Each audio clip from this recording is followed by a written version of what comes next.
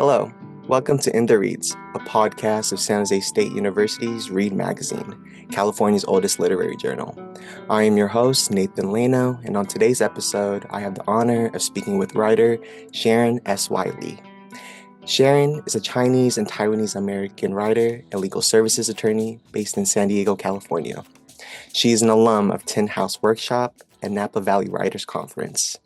Sharon's work has appeared in A Year in Ink, a San Diego anthology, has won third place for the 2025 San Diego Public Library Short Story Contest. And now she can proudly add to that list her short story, Only Son, as the 2026 winner of Read Magazine's John Steinbeck Award for Fiction. Without further ado, it is my pleasure to introduce the one and only Sharon S.Y. Lee. Sharon, thank you for being here today. Thank you so much for having me, Nathan. Welcome to the podcast.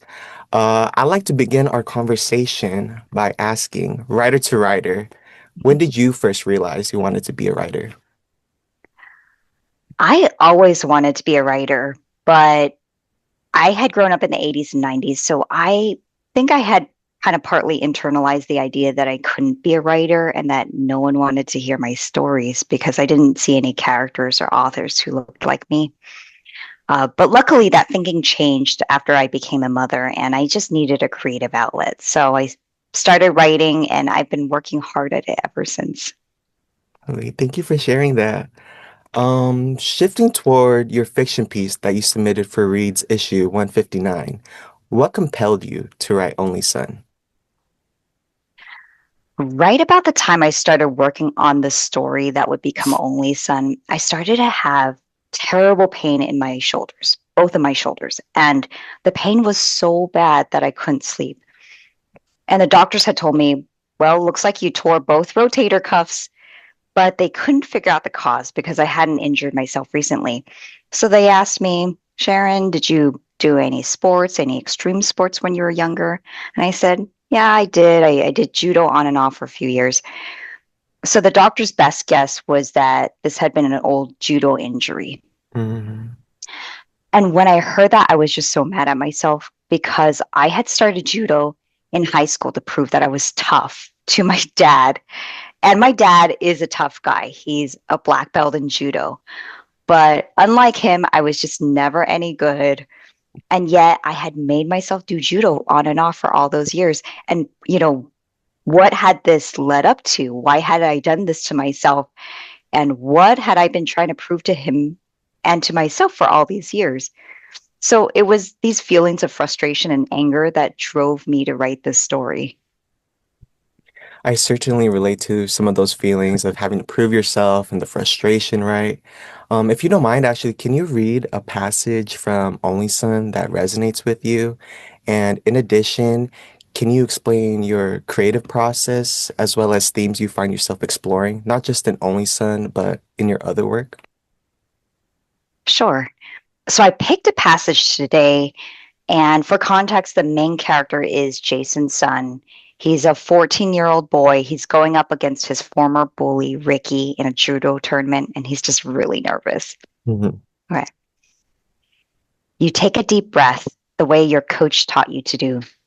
Before you lose your match today, you're going to try your hardest because that's what your coach and your father and your grandmother and your teachers have always taught you. Try your hardest, give it your all. You come from our family, after all, a long line of forward-thinking farmers, ambitious landowners, and scholar officials, all of whom have persevered through much worse than you have ever encountered so far in your pre-adolescent life. We Sun men, your dead ancestors, have cultivated strong wills to make up for our sometimes weak hearts. Unbeknownst to you, more than one of us have suffered from fainting spells and shortness of breath and chest pains. In order to survive poor crop yields, raiding parties, vicious warlords, and overzealous tax collectors, we have harnessed the strength of our minds over matter. All of our sun hopes and dreams have funneled through the centuries into you. You are the only son of an only son, the last of our son line. Beautiful. You could just feel the weight in that entire passage, and I always enjoy listening to a writer's speaking voice. Aside from your creative process, What was the biggest challenge you faced writing this piece? Well, the biggest challenge I faced was definitely the history. Uh, Growing up, I'd learned about Western European history and American history, but we didn't learn much about history of other countries. So I had to do a lot of research on my own, just research about the Chinese Civil War, Japan's occupation of China, and the martial law in Taiwan. But the main character, Jason, his family history was actually based on my dad's side of the family. And so I went to them, asked them some questions, but to be honest, I didn't get a lot of clear answers. So even after all the research, though, I learned that I can still miss important nuance. So I'm really grateful to have worked with Read Magazine's amazing copy editing team, of course, including Marilyn Hilton. She's the lead copy editor. She's She sent me, amazing. yeah, she's great. So she sent me an article about Japanese Americans during World War II. And that helped me realize that I had actually missed something. So for background, there's a character in the story, Ricky. Ricky, Jason's bully. Ricky is a third generation Japanese American. And in the story, uh, Ricky's grandfather was incarcerated at Manzanar. Mhm. And that little sentence, I mean, it was less than a sentence, Yeah. but it wasn't until I read Marilyn's article that I realized the term that I had been using, internment camp, that usage is incorrect. And let me also say the conclusion that I reached wasn't uh, wasn't Marilyn Hilton's, wasn't Read Magazine's. This is just my conclusion. So when I was growing up, we used the term internment camp without really thinking about what it meant. Hmm. And reading that article, I realized internment camp really obscures the reality of the situation. And the reality is that Japanese and Japanese American citizens were forcibly removed from their homes, their property was taken away, and they were imprisoned in these prison camps. So internment camp is really not correct at all. Hmm. But on the other hand, the story was set in the 90s. So then I went down this rabbit hole of, well, what would the dead male ancestors have called internment camp in the 90s, right? So after much debate, thinking about it, researching it more, I ended up using the term prison camp. Hmm. So you might be saying, okay, Sharon, you changed one word. You, after all that debate, you just changed internment to prison. But what I learned from this experience is that words really hold power. And it's so important to use precise language. And we as writers, we have this duty to strive not only for emotional truth, but that historical accuracy in our fiction.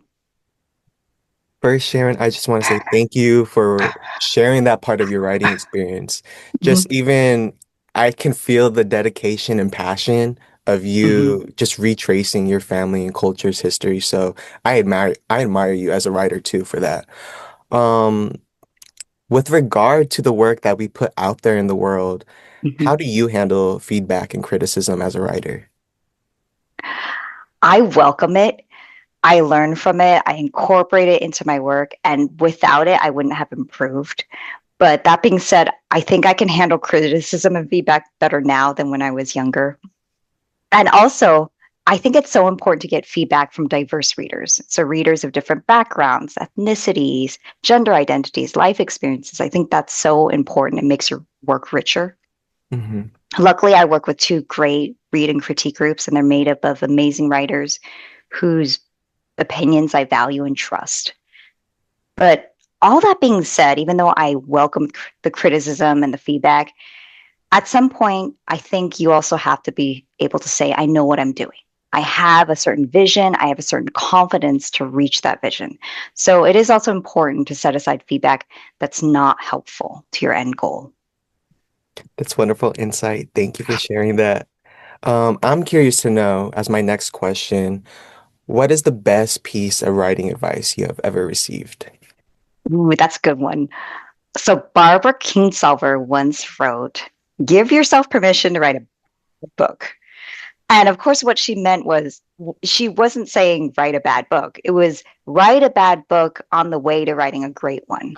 And when That's I a good one. read that, I felt, gosh, that's given me permission to write so many bad drafts. In that same vein, Taya Obrate, she wrote and threw away 1,400 pages to get to her novel Inland.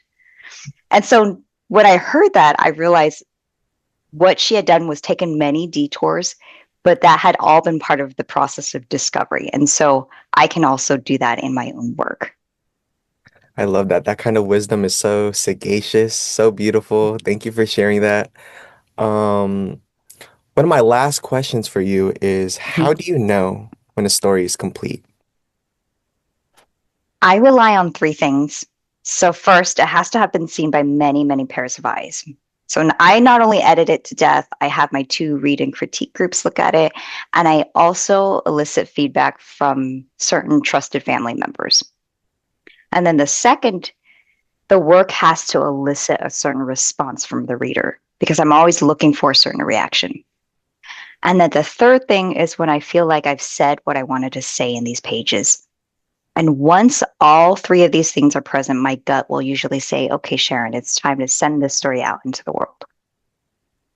Well, I appreciate that insight. I'll definitely take into consideration some of the thoughts that you just gave right now. Thank you for sharing that, Sharon. My final question for you is, what are you currently working on?